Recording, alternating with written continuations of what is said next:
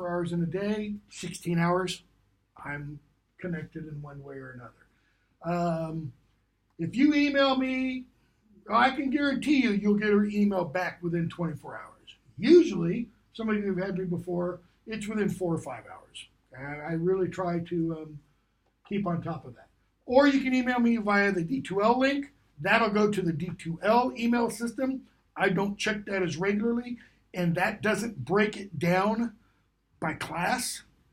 It just shows everybody all together. This is the best way to reach me. Okay? Obviously, this is English 3135, and we meet not from 9:40 to 11:15. I don't know what I was doing when I typed that in. It's 11:05. So if I go to like 11:10, just, gently or not so gently remind me that you're supposed to be out of here. Intro to Shakespeare. You got a couple portraits there of Shakespeare. This has only recently, like within the last 20 years, been acknowledged as being Shakespeare. That's a long-known one. Okay, this is a little younger, handsomer Shakespeare. That's older, bolder Shakespeare. Okay, looking at several different things, getting a little confused here. Okay, so the texts are/is this sucker. 7th edition, if you got an earlier one, like a 6th edition, that's probably fine because honestly, if there's any change overall, it's like maybe 1% to 2% of the entire book. So why is there a 7th edition? Money grubbing, you know what. And I'm a hard-going capitalist, so I don't blame them. Okay, disclaimer. Syllabus is subject to revision. Why? Because we'll probably get behind. Those of you who've had me before know, if there's a rabbit, I'll chase the sucker till either it dies or I die, and then we'll get back on track. More than likely,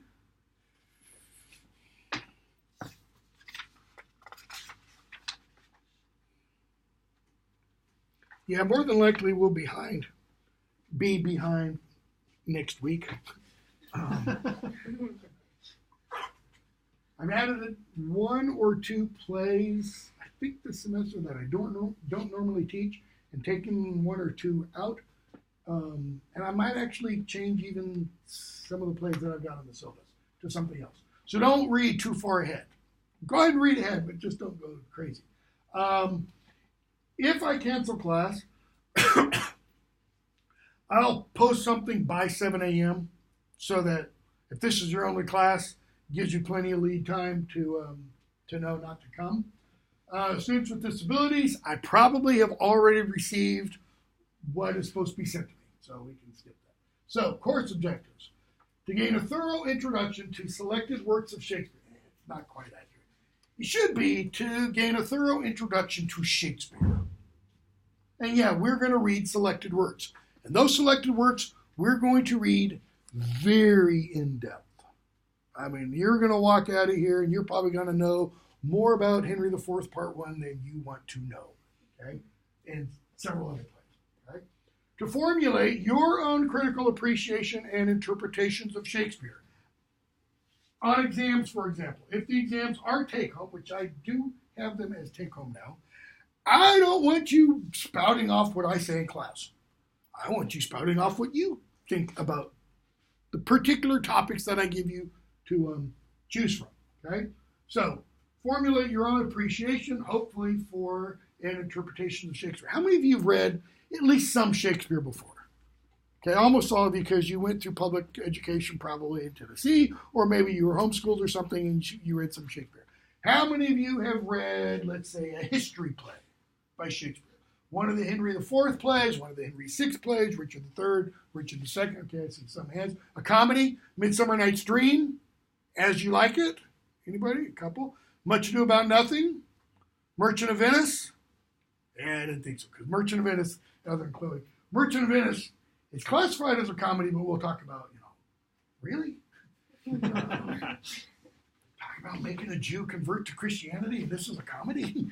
Not comedy, haha, but we'll talk about that. And to improve your ability to analyze and write about literature, that's boilerplate. I've got to include that because it's an English upper division literature course, and everybody's supposed to, do that. Requirements. Daily reading of assigned materials, duh. You're to read this material before each day's class, and likely daily quizzes.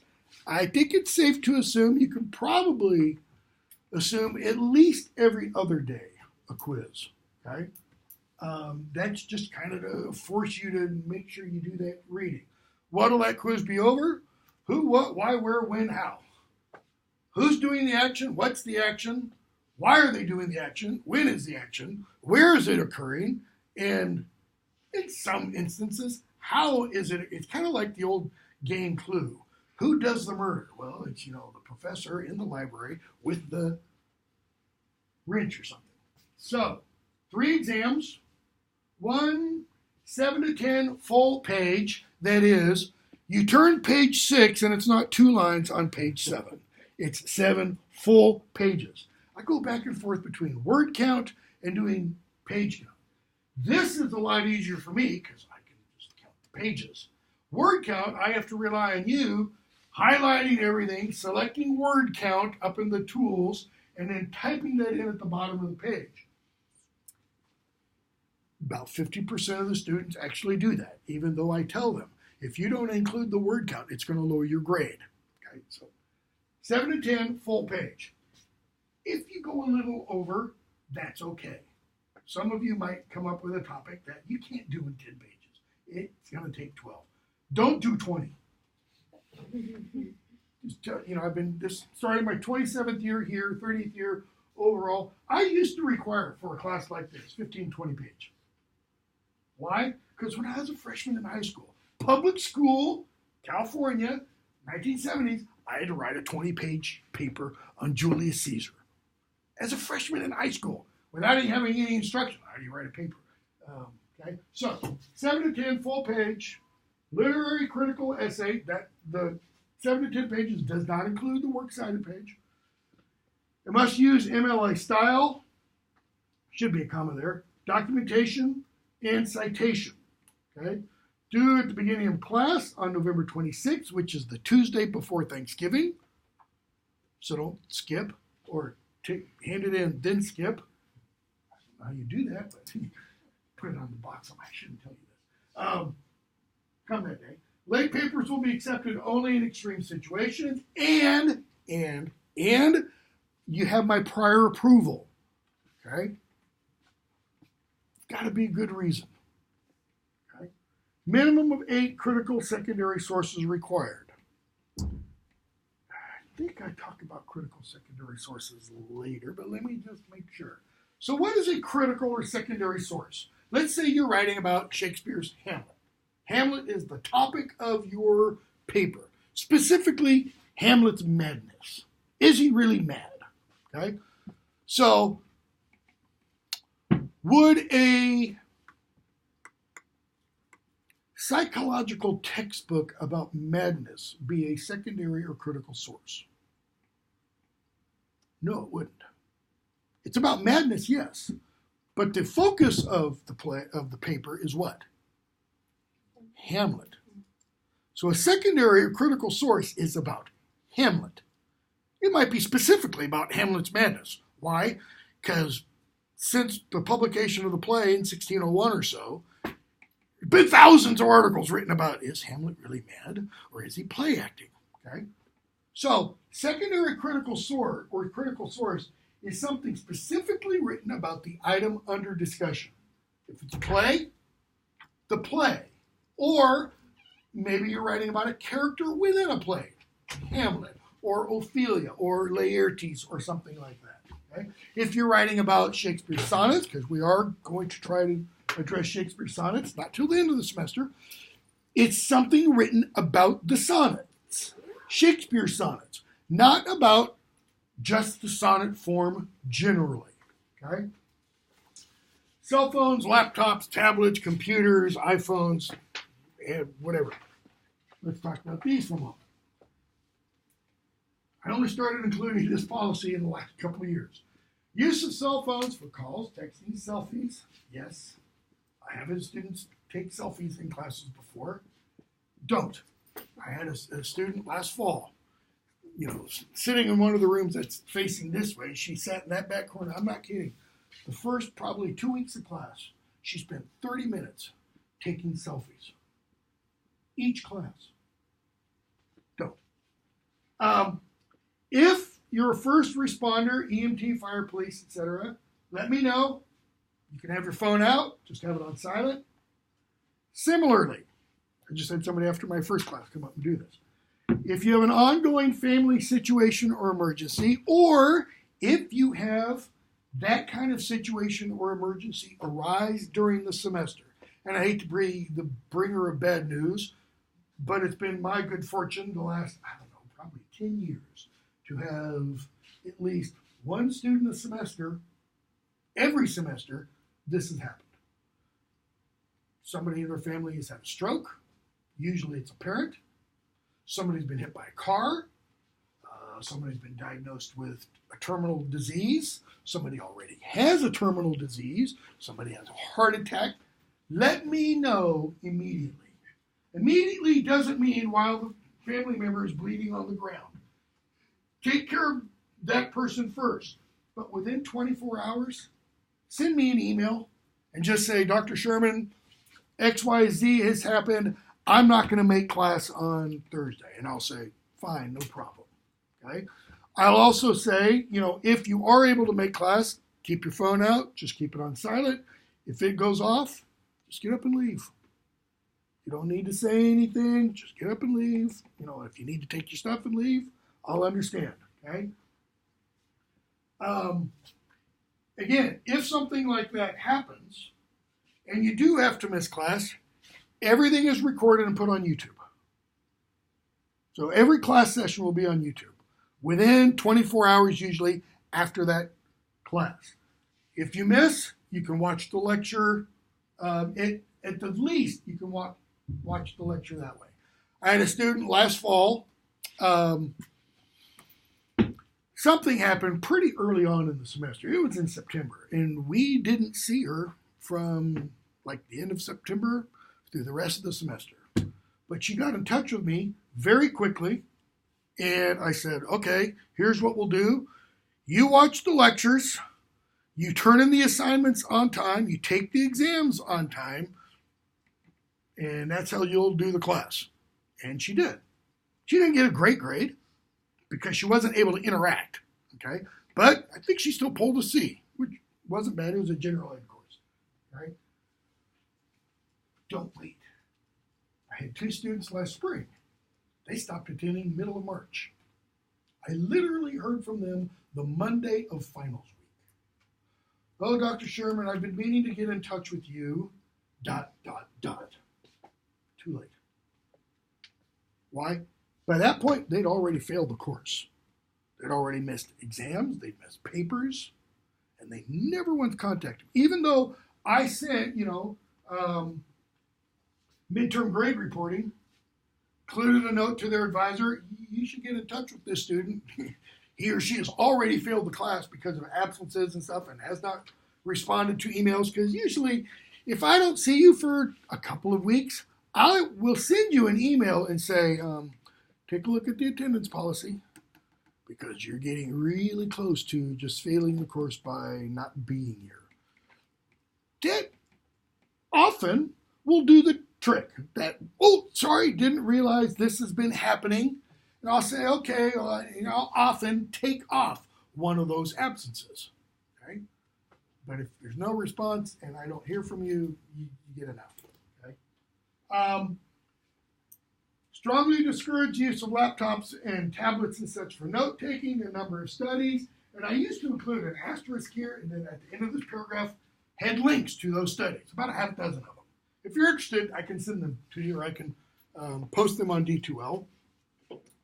Number of studies have proven students who use laptops, tablets in the classroom perform worse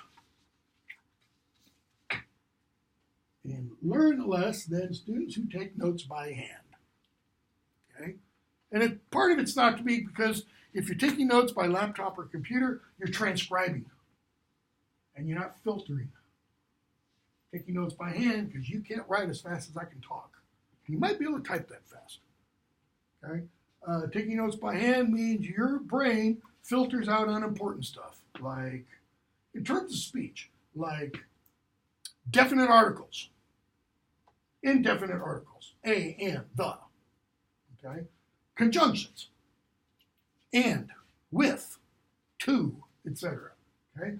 But it doesn't filter out important things like nouns, verbs, pronouns, things that are key. Doesn't mean you can't. If you want to take notes via computer, go ahead. Right? If, however, I see or someone tells me you're using the computer to, check your Facebook, surf the internet, read email, etc., get on Pornhub.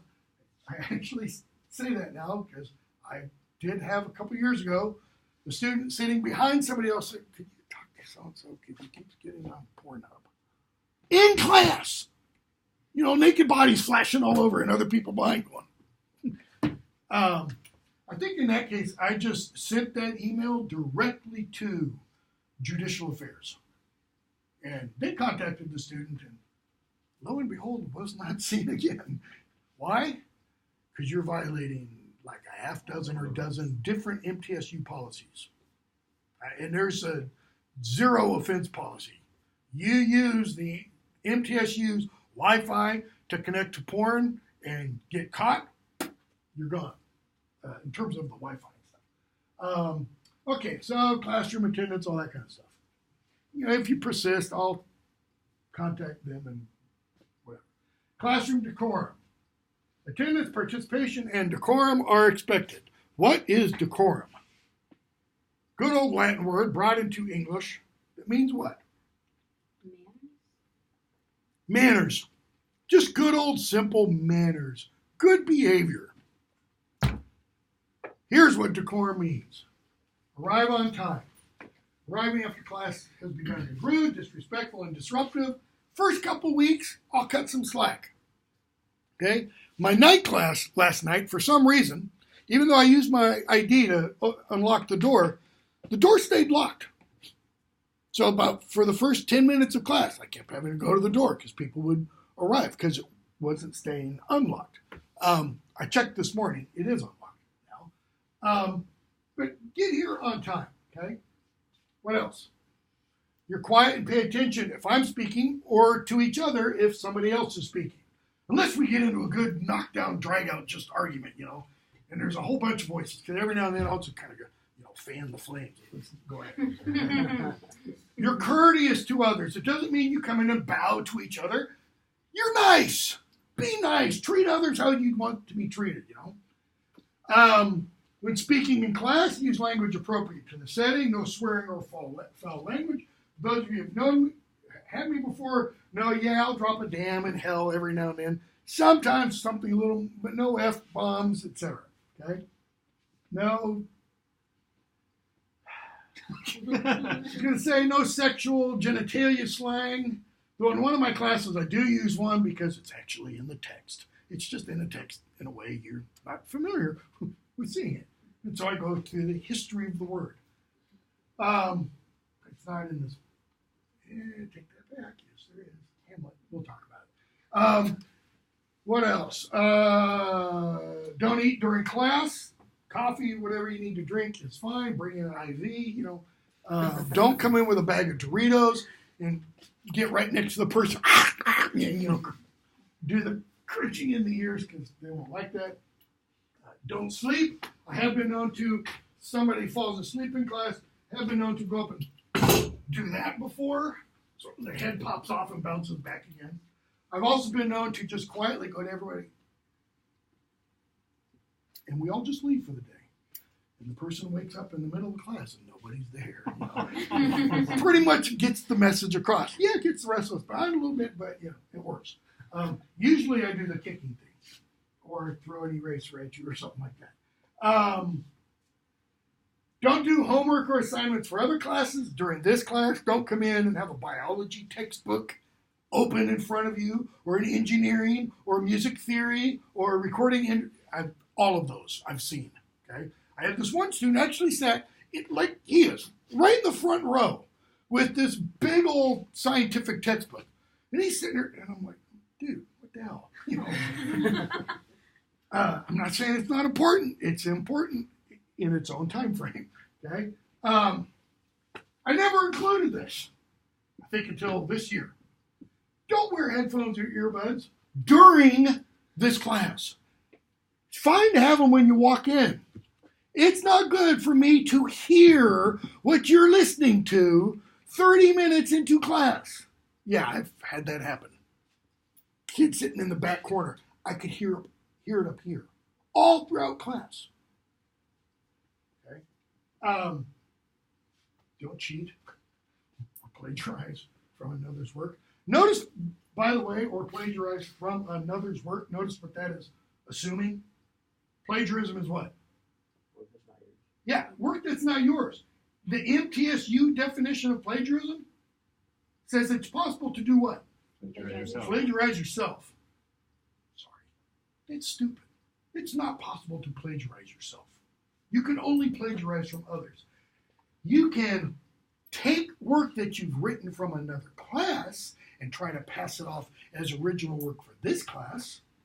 I mean, it would be possible to do that. That's strict definition. That's not plagiarism. It's fraud. It's academic fraud.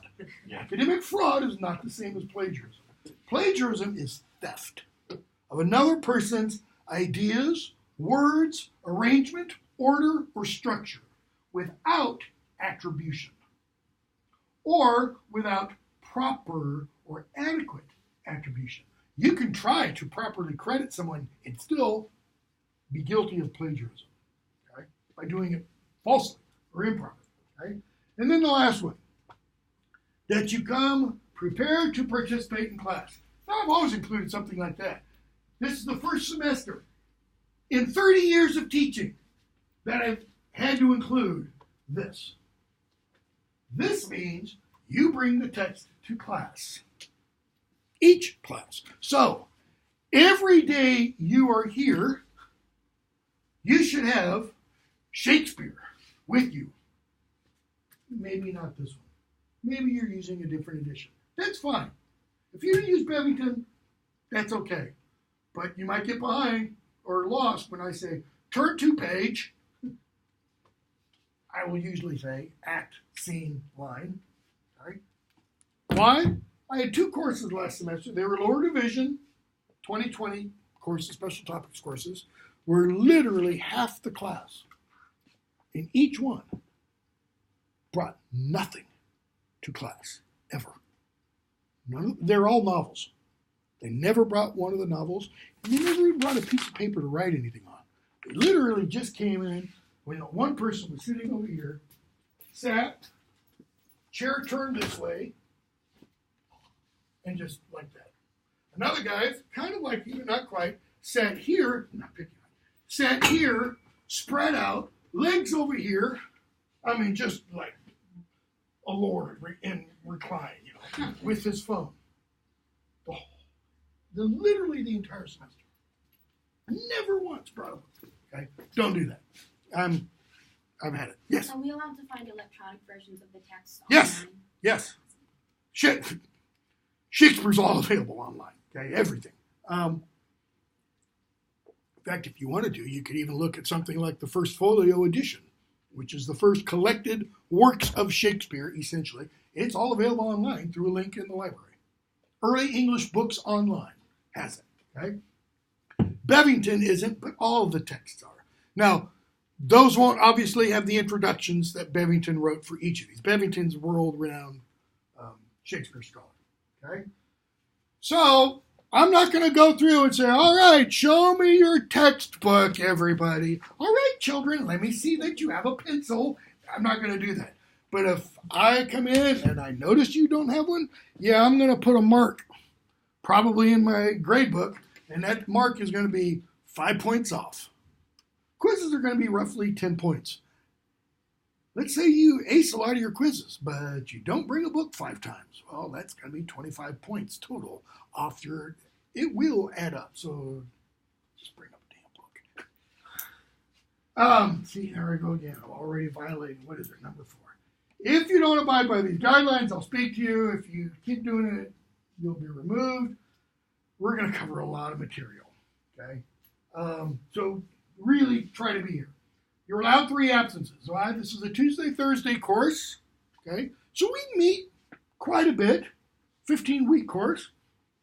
3 absences. Use them or don't use them. If you don't use them, great. If you use them, stop. That's also great. But be warned. You decide, you've got plans on 3 Monday nights and you're just going to get bombed so that you're not going to wake up Tuesday mornings. And then you get the flu. Sucks to be you, because that won't matter. Why? 3 absences? No problem. 4th absence, your semester grade goes down 1 full letter grade. You're pulling an A. You're one of the few people pulling an A, but you've got 4 absences. Now you get a B. Now you join the herd. Okay? You're pulling a C. Then it becomes a D. You're working your hardest, and you've got a good, solid D. And for some, that's the best they can do. You just failed the course. Okay? If you have that 4th. The 5th absence, automatic F. Why?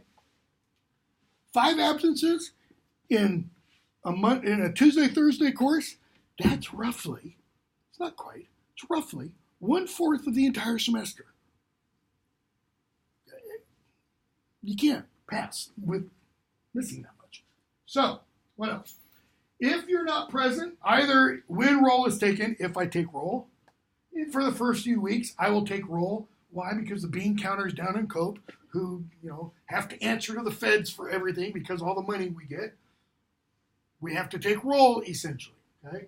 Because they're going to want to know, because some of you have student loans from the federal government, and this is the feds keeping tabs on you, literally, okay? So I'll take roll pretty religiously for the first couple of weeks, but it'll be more sporadic later, and I'll tell you right now, it'll get even more sporadic towards the end of the semester. After midterms, probably won't take roll at all, unless only 2 people start showing up every day. Yeah, then I'm going to take roll a lot. Why? Because a whole bunch of you are going to... So, try to be here. If the quiz is already almost done, that is, I tell you, all right, you got a minute to go, and you walk in then to take the quiz, I probably won't let you take it. Okay? If I've just handed it out, and people are just now working on the first, yeah, I'm going to give it to you then. All right? Quizzes, there are no makeup quizzes. So if you're going to miss it, you're just going to miss it. Unless, and I have to add this, unless your absence is for some university-sanctioned event. Now, a university-sanctioned event means you have to be somewhere else because of some other responsibility you have at the university. Like, you're an athlete, you're on the team, you have to be there. You're in the band, you have to be there. Some other cultural thing, and you're a participant. Participant doesn't mean you're going down to Hattiesburg for the big game against, Southern Miss as a spectator. Not the same, okay? What else? Papers already talked about. Papers, exams due at the beginning of class on the day assigned. Unapproved late papers will receive an F, but remember, I think I said this before, an F is 55 points. If you don't turn that paper in, or you don't turn an exam in, you fail the course. Okay? So even if it's 2 weeks late, turn the paper in, turn the exam in. I had one student, I don't understand what was going on in this guy's mind last fall. Took, again, one of my lower division courses. He failed to turn in one of the exams, not the last one. It was like one in the middle of the course. And he kept showing up. I sent him an email, said, I haven't received, you're going to get an F in the course because you haven't turned, he never turned it in. But he kept coming, and he turned in the final exam, but he'd already failed the course. So even if it's late, turn it in, okay? because 55 points is better than automatic failure. Why do I award a 55? And for some things, I mean, if it's 2 weeks late, I probably won't even read it. I'll just put an F on it. Because that won't bury you. If it's an objective exam, let's say I don't do take-home exams. Probably will because it makes it more able to teach what I want to teach and doesn't take time out of class period. But let's say we do an objective exam. 100-point exam is what they usually are. And let's say you just have a bad day. You know, Bjorn's no good, horrible, rotten, awful, Alexander kind of day.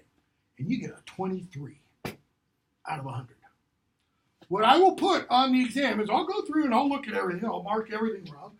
And it'll have 23/over 100 with an arrow 55 over 100. Why? Still an F. What's the difference between 23 and 55? Mathematically huge. At 23, that's a deep sucker hole. 55, it's a hole. But a 55 and a 75 average out to a what? 65. That's a D. 23 and a 75, you're looking 40s. That's still F. Okay? So that F55 points, it's a lot easier to raise that overall to a passing grade. Okay? And yeah, I have had 23s. I think the worst I had was last spring. I think I had somebody get an 8 overall out of 100. Name doesn't count. It's not like the AP test. So there's your grading scale. Grading's really easy. Total number of points you earn divided by the total number of points possible. And that'll give me a range. That range is somewhere in here. If it's 0.5 or higher, it goes up. So 89.5 is automatically an A. Okay? Schedule. Have each play read the first day of it's assigned. Okay? That is, try to have the entire play. Even though I know for whatever day this is, Thursday after Labor Day, I've got Richard III, Acts 1 through 3. Try to have all of Richard III. Right? Read between now and then. That shouldn't be a problem, by the way. Might not actually get around to discussing each of these works. That is, we might have to drop one, but you're nevertheless responsible for reading them. Even if we do not discuss them, it will be included. Well, it won't be included in quizzes because if we're not discussing it, we don't have time to. But it might be included in the exam, especially if it's a take-home. Okay? Very tentative. Will be adjusted as needed. So today, why study Shakespeare after we finish the syllabus? Thursday, Shakespeare's Life and Times, read all the introductory material in Bevington. That's a lot of really small print. Okay? We're not going to go through it page by page, but I might take that back. I will start some of this today because it's why we read Shakespeare. Okay? And then the Tuesday after Labor Day, Shakespeare's works. This is all connected. We might not need to have that Tuesday. We might actually start Richard III on that Tuesday. If we do, that'll be a huge jump on a huge getting ahead in our schedule because I can guarantee you we'll probably be behind then after this day. Because trying to cover 3 acts of a Shakespeare play in an hour and 25 minutes, usually I give almost 3 days. And I'm trying to compress it, which means I'm going to have to write notes because I don't lecture from notes. I lecture from what's in the book and just, what's crammed up here. And I might have to actually create notes to limit myself to what I want to say, which I don't want to do.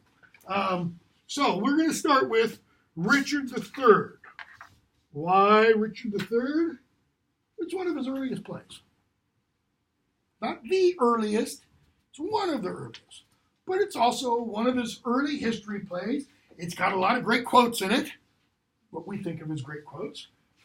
Introduces one of his more memorable characters, more memorable, just rotten, thoroughly disgusting human being. According to Shakespeare, what little survives of Richard III's reign, what little documentary evidence has survived, because most of it was destroyed by the king and his children who followed him, tells us Richard III was actually a pretty good king. And Shakespeare is largely responsible for the bad image we have of him. We'll talk about why. Then Henry IV, Part 1, Acts 1 through 3. Henry IV, Part 1, 4, and 5. Then Henry V. We're skipping a couple of plays in this sequence here. We'll talk about it. Okay? Then, hopefully, on the 24th, we'll finish Henry V. And I'll give you a take-home exam over the histories. The histories that we are reading, Richard III, Henry IV, Part 1, and Henry V. There's a Part 2 to Henry IV, okay, which connects Part 1 with Henry V. But we're going to leave, as of right now, we're going to leave Part 2 out. I could very easily change my mind and add it back in. Because the Henry IV plays are great. Then Midsummer Night's Dream. If you've ever seen a Shakespeare comedy, more than likely it's a Midsummer Night's Dream. It is the most performed of all of Shakespeare's comedies. Followed usually by something like either As You Like It or Much Ado About Nothing. Okay? Because they're all three romantic comedies. Boy meets girl, boy loses girl, boy gets girl again. Or girl meets boy, girl loses boy, girl gets boy again. Or boy meets girl who dresses as boy. So boy actor meets boy actor described as portraying a girl who's pretending to be a boy, who then goes on to pretend to be a girl. All kinds of stuff going on. Okay? Then As You Like It, then Merchant of Venice. Well, Midsummer Night's Dream and As You Like It are both, as I said, romantic comedies. Okay? And I'll talk in a moment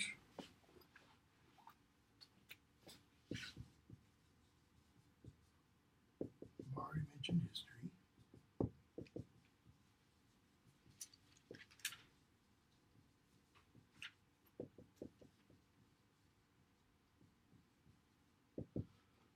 I'll talk in a moment about what these terms kind of mean.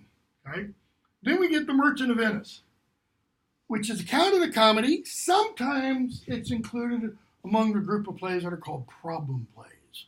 That is, it doesn't really fit one of these genres because it has comic elements and it has tragic elements. Okay? Or it might have romance elements. Merchant of Venice doesn't have any romance. It's got some funny parts. It's not what comedy means, but it's got some comedy. Got a lot of this. Okay, we'll talk about why, etc. It's about a Jew moneylender, by the way. Jew money, just that terminology should kind of go, sounds racist. Yeah, slightly. Hamlet, notice 3 days for Hamlet. Why? I think it's the longest play Shakespeare wrote. Could be wrong about that. It seems like it's the longest play Shakespeare wrote. Okay? With Act 3 getting its own day. Why? Big, long act. A lot of material crammed into there. Okay? Have the comedies take home distributed. A week later, you turn that in. Then we have King Lear, which is another really, really long play. And those are Shakespeare's two most famous tragedies. We're not including others I would like to include. The Scottish play, a.k.a. Macbeth. Okay? If you're putting it on, you don't refer to it by its title. Why? Bad luck. Going back to the first performance of the play, there's all kinds of anecdotal evidence of people who refer to the title and something bad happens to them. They break a leg, they break an arm, they lose their voice, they lose their head, things like that. They die. And I'll talk, in several of these, I'll make reference to modern versions, film versions. And there are some really, really good ones of some of these, and there are some really, really bad ones of some of these. Mel Gibson, Glenn Close, stay as far away as you can. Okay? Kenneth Branagh's is not that great. I think the best, quote-unquote, modern version of Hamlet is the version that you can get on DVD of a not quite dress rehearsal of Richard Burton's 1964 Broadway version. And it's Richard Burton, if you know who Richard Burton is. Richard Burton doing Hamlet. Oh, he's so moody and broody, and it's just fantastic. And with his beautiful Welsh voice. King Lear, great modern version, the Amazon. The recent Amazon version with Anthony Hopkins as Lear. I mean, it's like Anthony Hopkins was born and aged for 80 years to play that role. It's absolutely superb. Okay? Winter's Tale and The Tempest, which are both romances. Why? What do we think of when we hear the word romance? Love. Well, yeah, it's got that. What else? Magic. Or the supernatural. They both have magical / supernatural elements. Oh, well, the Midsummer Night's Dream. Who's the most famous character, really, from Midsummer Night's Dream? Donkey. Bottom. Close, I think. He's not really the most famous. Who gets some of the best lines? Who gets to really... Puck. That sprightly elf who plays tricks on people. And in order for Midsummer Night's Dream to work, you've got to have somebody who can just nail Puck. You've also got to have a good bottom. Somebody who can play that role and who can ham it up like nobody else. I mean, if you're an egotistic, narcissist, man, bottom is the role for you because it's all about you when you're in the role of bottom. Okay? And then, hopefully, 2 days for the sonnets. Not looking at any of Shakespeare's longer poems. He wrote 4 long poems. Long meaning several hundred lines each. Okay? But he did also write 154 sonnets. You do the math. 154 times 14 lines. That's a hell of a lot of lines of poetry. Okay? And we'll talk about who they might have been written for, who they might have been dedicated to, if they were dedicated to anybody, what they might be about. Okay? December 3rd, then, possibly the final exam will be distributed over the romances and sonnets. And if it is, then on December 12th, the exam will be due that day. If it's not a take-home exam, then you'll take the exam that day in class. Okay? Important dates are essentially dates that you can drop the class by and get some money back, not get penalized, drop with a W, etc. Plagiarism, that's mine, it's not MTSU's. Paper assignment, we've already talked about a little bit more about secondary sources. I did have somebody in my Shakespeare course last fall do this, so don't. Which one was it? I think it was Schmoop. Don't quote from Schmoop. Or about.com. Or Cliff's Notes. Just don't. Go to a real source. Okay? Don't quote from me. I've had students do that too. Okay? Because pretty much everything I say here, it's all plagiarized. Over the last 30 years of reading, etc., about Shakespeare, it's all mixed up in my mind. Okay? Except every now and then I'll be going through and I'll go, oh man, look at that. And I'll go, breakthrough, sudden idea here. And it could be 100% wrong, but it might be illuminating. Usually I hope it's the latter. And I'll give you some examples of things to look for. So you have this stuff down here. Failure to include a title for your paper and or blah, blah, blah will result in an automatic F for the paper.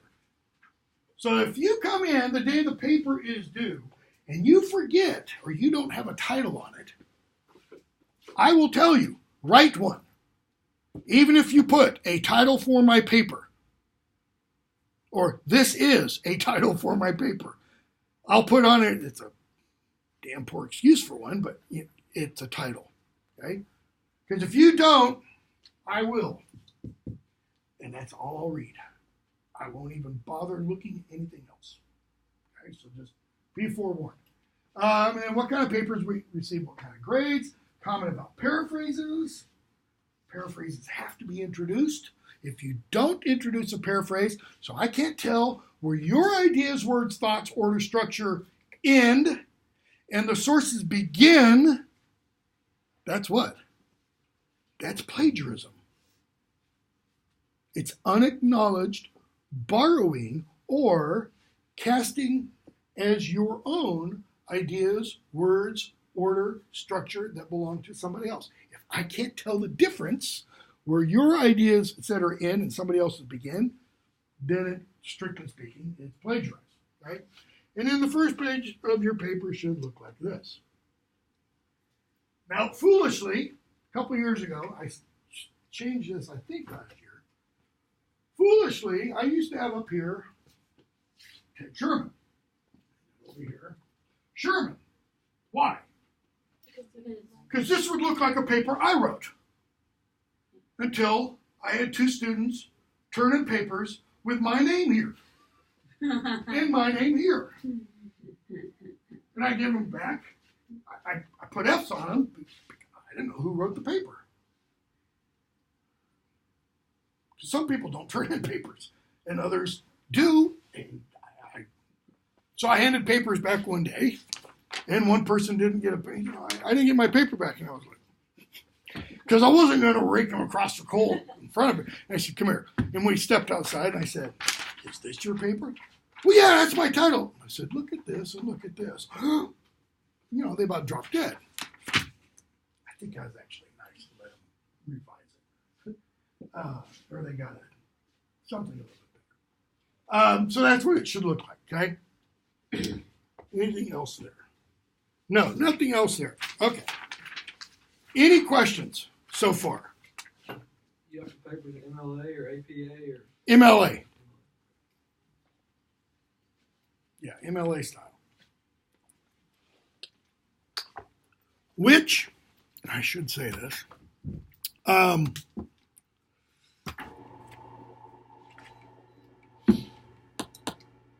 really hate the latest MLA revisions, the 8th edition, where they go back to a style for documenting and a style for the works cited page that MLA originally had, I'm not kidding, literally about 30 years ago, where they include, for example, putting the abbreviation PP in front of something like 70 to 95. You didn't used to do that, okay? And a whole bunch of other stuff. So if you use the 7th edition version, that's fine. If you use the latest one, that'll be fine also. It's just a lot clunkier, okay? All right, let's see here. 10:33, 11:05.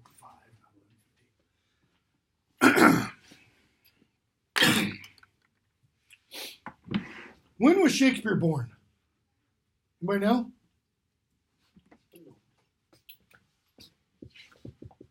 The traditional date is April 23rd, 1564. Why do I say the traditional date? Because we don't have a copy of his birth certificate. We have a copy of his baptismal certificate. Baptisms are usually done about 8 days, for some reason, after birth.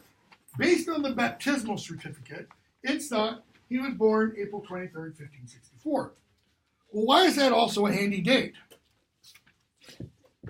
Because he died on April 23rd, 1616.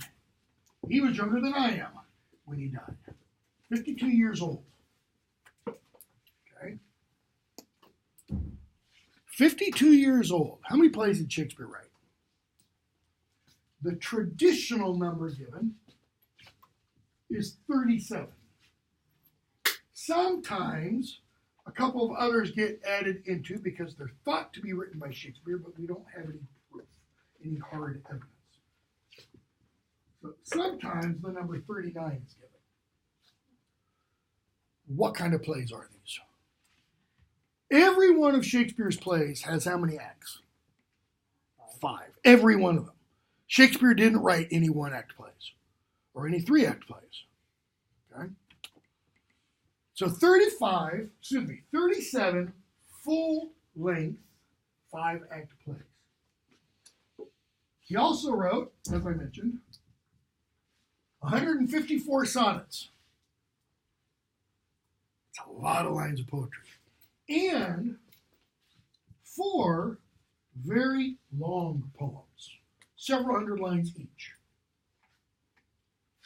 Now, if he had 52 years to do all this, we would still say, man, that's a lot. But he obviously didn't write all this over all those 52 years. He probably didn't start any of this until he was at the bare earliest, base earliest, 20 years old. There's no evidence that suggests he did any writing before he was 20 years old. Now, if you go on the basis of modern authors and such, what can you assume? He was probably writing from an early age. That is, from when he first learned to read and write, probably beginning around the age of 6 or 7, he was probably starting to come up with ideas about characters, stories, and such. All sheer supposition. Okay? Here's what we do know. Shakespeare apparently first shows up in London, first reference to him, put it that way, 1592. Okay? He dies in 1660, we're already talking about. He leaves London around 1611, 1612. It's roughly a 20-year period, right? It's roughly during that 20-year period that he writes all of this. Winter's Tale that I mentioned and Tempest, they date from right around 1611, 1612. So they're among the very last things he wrote. All right? Titus Andronicus' Comedy of Errors are probably among the earliest. Maybe also the Henry VI plays and Richard III. Richard III around 1594. Comedy of Errors, it's not possibly as early as maybe 1590. We have no proof. Okay? All we know is in 1592, he's mentioned. He's specifically mentioned by another writer who's really hacked at him. Why? Because Shakespeare's already drawing crowds. So he's already established. So he's got to be writing a little bit before then. What many scholars will say is he's probably begun writing or written some of his very earliest plays, possibly 1588. So 24 years. So in 24 years, he writes 37 or possibly 39 full-length plays, 154 sonnets, in these 4 long poems. Okay, take all these out, and that's roughly what? Not quite, but it's almost 1.5 plays a year. Again, what kind of plays? 5-act plays. 5-act Shakespearean. These aren't, I should watch what I say. These aren't episodes of Seinfeld. These aren't, even Shakespeare, be very careful. Even Shakespeare's worst plays are among the best plays of English literature, especially compared to the milieu in which he's writing, the other writers writing plays in which he's writing, the time frame in which he's writing. 1.5 a year. We would call that kind of writing today, not in terms of its content, but in terms of the sheer output. He's like a hack. He's just sitting there churning out, grocery checkout line thing after thing. But they're what? They're not Danielle Steele. They're Shakespeare, who's commonly regarded greatest writer in the English language. Some say, not all by any means, but many critics say, greatest writer in any language. Greatest writer who ever lived. Okay, that includes people like, schmucks. Homer, Iliad, the Odyssey. Virgil, the Aeneid. Sophocles, the Oedipus plays. Okay, Euripides, Aeschylus, Dante, little poem he wrote called The Divine Comedy, which is one poem and this big. Okay, that Shakespeare, he's up here. And we will talk about a poem that Ben Jonson wrote to commemorate Shakespeare upon the publication of the first folio. The first folio was a book published in 1623, and it's the first edition, essentially, of Shakespeare's collected plays. It doesn't include all of the plays. I think there are one or two that aren't included in it. It doesn't include the long poems or the sonnets. It's collected and put together by his former colleagues, people who were in the King's Men and the Lord Chamberlain's Men before that. Okay? Problem with it is, he dies in 1616. This doesn't get published until 1623. Why? Why 7 years later? Why issue this book that's meant to commemorate and celebrate him 7 years after he's already dead? Well, a couple reasons. One, they had to get rights. Yeah, copyright. They had to get rights to each of the plays in order to print them in that book, because other publishers had the rights to some of those plays. Okay? They had to get copies for some of them, because some of them, many of them, had never been printed before. I think it's about half had never been seen in print. They'd been seen on the stage, okay, but not in print. So they had to do that. Okay? Now, according to some, there's another reason why it took 7 years. And that's because, I'm trying to think of how to phrase this. I'm going to use my own terminology. Shakespeare had to be invented. What do I mean by that? Is it like the people who don't think Shakespeare wrote the plays? Exactly. The Anti-Stratfordians. Chloe had me for Britlet once. She's heard one.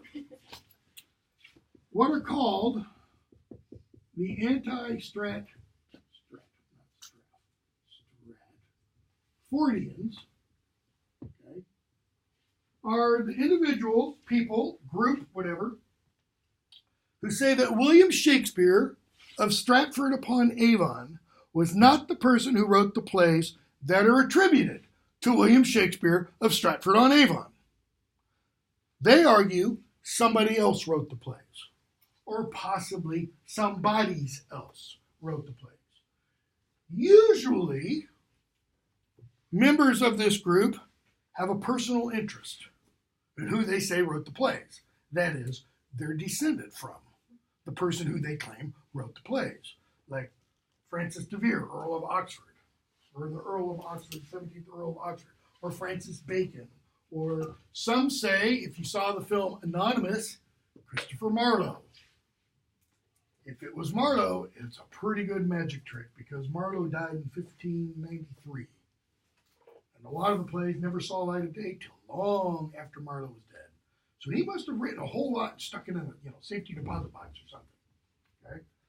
So the Anti-Stratfordians say that William Shakespeare of Stratford-on-Avon couldn't have written the plays. Couldn't. Not didn't. Couldn't. That is, was incapable of. Why? Apparently he only had like the equivalent of like a 5th grade education, I think. And then I know that was one of the big ones that they argue. Never attended university.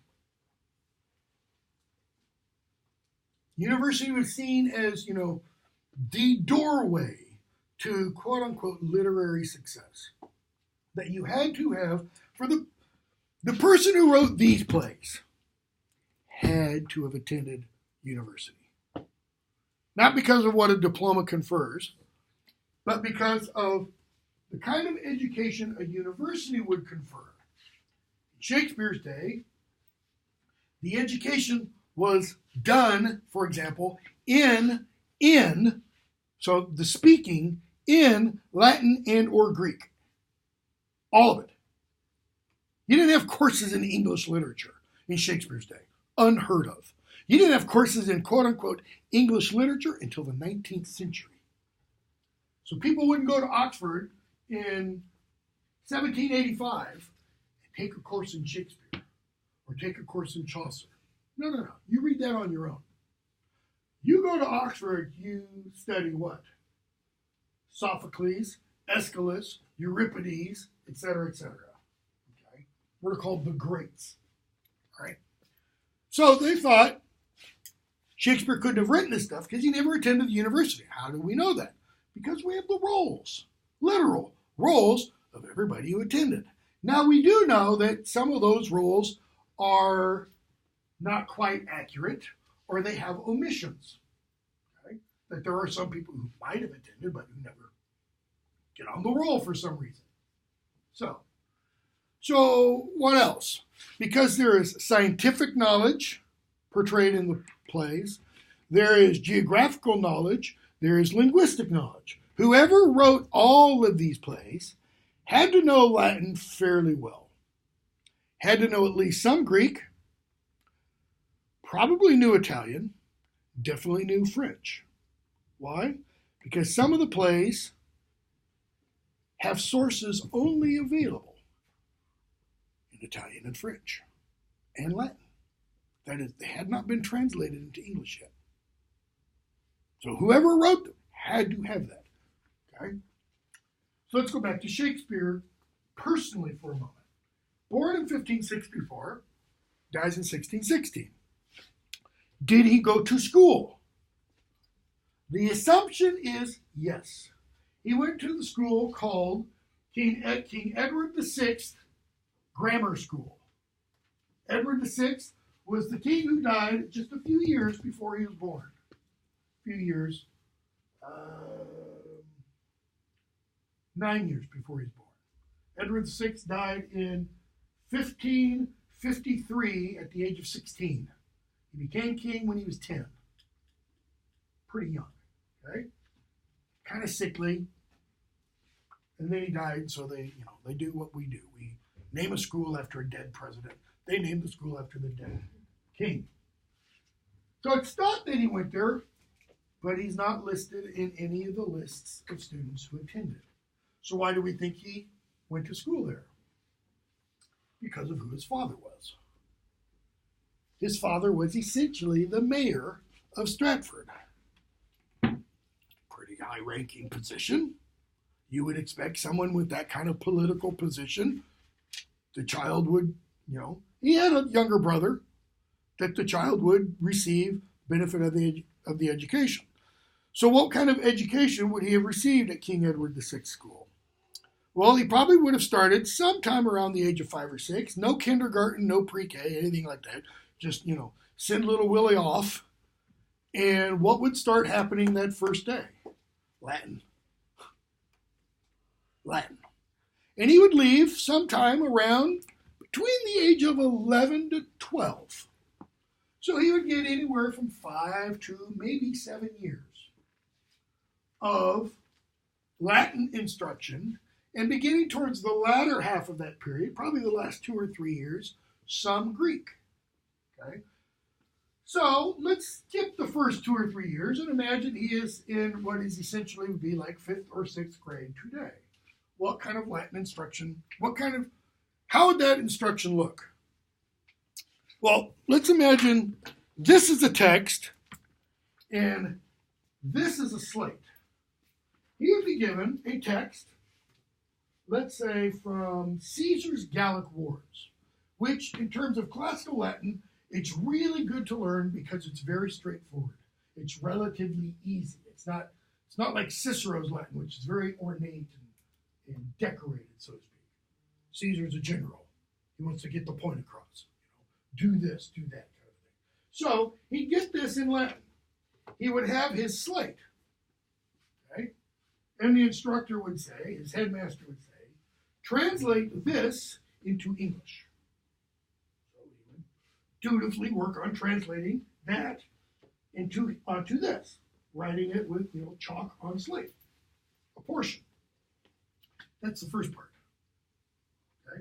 This has got to be grammatically correct, have the same proper tenses and such as the Latin does, where that's possible in English. Okay? That's the first part.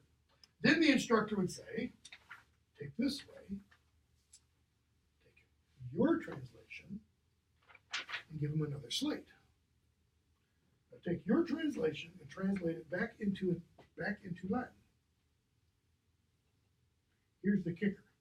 That translation back into Latin had to match perfectly the original. Now, I've studied languages. All the languages, I've never been able to do that. And I studied them as a doctoral student. I studied them as a graduate student and such. I never got that proficient.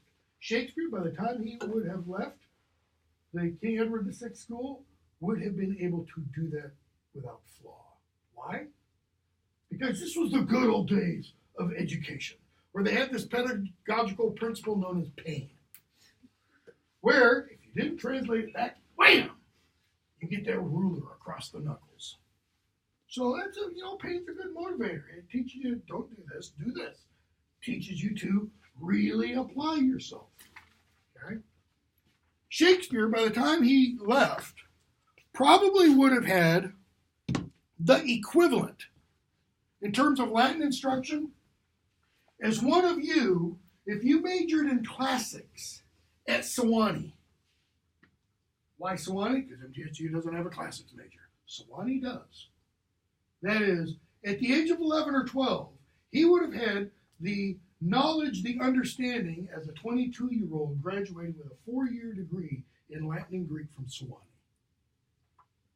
And yet, Ben Jonson, the guy I mentioned before who wrote a dedicatory poem, Jonson in that poem says, though he had little Latin and less Greek, describing Shakespeare's Latin and Greek. Well, the Anti-Stratfordians take Jonson's comment and say, look, Ben Jonson said Shakespeare had little Latin and less Greek. It's entirely true. Jonson did say that. You could open your book and look at it. Little and less are comparative. Comparative to what? Ben Jonson. If Shakespeare had the equivalent of a 4-year college degree in classics, Ben Jonson had the equivalent of the PhD professor who'd been teaching classics for 20 years to the 22-year-old college graduating senior. He knew Latin and Greek like it was the back of his hands. He thought in Latin and Greek. Ben Jonson did. So, though Shakespeare had little Latin and less Greek, compared to me, Jonson goes on and does what? He calls Shakespeare the soul of the age. He wouldn't refer to a country bumpkin as the soul of the age. He compares Shakespeare, the sweet swan of Avon, particular specific link to the town where William Shakespeare of Stratford-on-Avon lived and was born and died. He says, this person, if we were to compare him with the greats, there aren't any great enough to compare him to. Jonson takes the great classical tragedians and comedians of ancient Greece, the greatest playwrights who ever lived, and said, you're close, guys. You're close, but you're not quite there. You're not quite where Shakespeare is. Now, some of that is good old, make Britain great again nationalism. He's lifting England up by denigrating. Who else is he lifting up? Himself. Why? He's a contemporary. He's a friend of Shakespeare's. Yet even in that same poem, and we'll look at it, he's jealous. The man is jealous of Shakespeare. And who wouldn't be?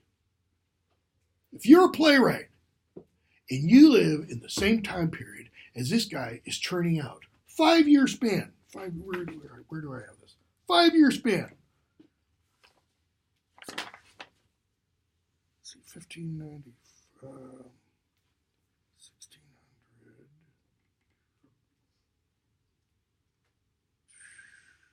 I could do these, I think. 1597. Just in terms of publication dates. Richard III, 1597. Romeo and Juliet, 1597. Richard II, 1597. All three published in the same year. Okay? Midsummer Night's Dream, 1600. Merchant of Venice, 1600. Henry IV, Part 1, 1598. Henry IV, Part 2, 1600. Merry Wives of Windsor, 1602. Much Ado About Nothing, 1600. Now that's publication date. That's when, copies of the poems get published. Okay, so let's not take publication date. Let's take instead the possible, or what's thought to be the dates in which they were written. Start with 1595. 1595, Richard II, which is the first part of what's called the second tetralogy. It's the second tetralogy because it's the second 4 sequence plays of English history that Shakespeare writes. It covers a period of time earlier than the first tetralogy, which he wrote first. Okay? So, 1595, Richard II. 1595, Midsummer Night's Dream. To simply write just those 2 plays in the same year is mind-boggling. But, Merchant of Venice, 1596. Henry IV, Part 1, 1596. Henry IV, Part 2, 1597. Okay, that's 5 plays right there in 2 years. Merry Wives of Windsor, 1597. Much Ado About Nothing, 1598. As You Like It, 1599. Julius Caesar, 1599. Henry V, 1599. Hamlet, 1600. Troilus and Cressida, possibly 1600. So that's what? That's 10 plays. 5 years. It's like, people are running to him and he's just handing them papers off the printer. Okay? That's why Johnson is jealous. Because the plays Johnson's churning out, for the most part, they're only read in graduate classes in departments of English. And they're seldom performed. You can go to London every summer and see a couple of Johnson's plays performed. You can go to London every summer and see, probably a fourth or more of Shakespeare's plays performed. And you can go around the world almost any week of the year and find somebody doing A Midsummer Night's Dream. It might be the dead of winter and freezing cold, and somebody's putting on A Midsummer Night's Dream. Why? Because it makes you feel good. Okay? So, Anti-Stratfordians, he couldn't have written. This attitude, we have a phrase today, it starts with an E, is the ultimate in elitist. Most of these are university educated actors, directors, playwrights. I think the greatest director of the Shakespeare's Globe, from its inception, the New Globe, the one you can go to today in London, from its inception in 1995, until he stopped being the artistic director in 2005, Mark Rylance. And you might be familiar with the name. He was nominated for an Academy Award a couple years ago. He has branched out into film acting.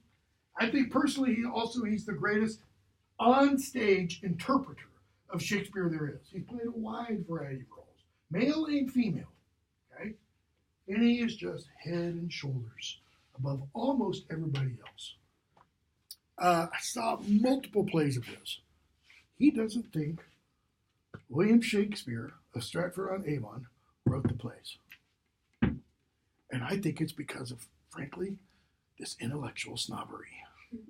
That this guy who was a country bumpkin, who had a 6th grade education, could not have written with such knowledge and, more importantly, such feeling as whoever wrote the plays did. Okay? So what does that tell us, not about Mark Rylance, but about the plays? I just give away 2 little aspects.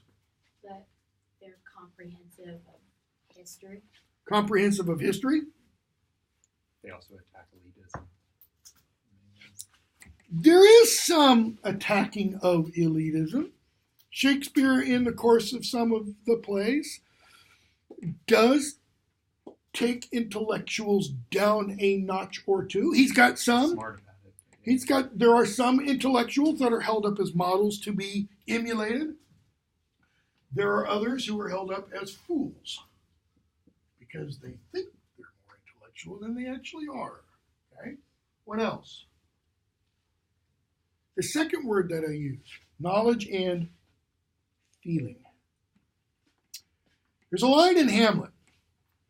How many of you have read Hamlet before? A few. How many of you have seen Hamlet? Anybody seen Hamlet on stage, live? Okay, a couple.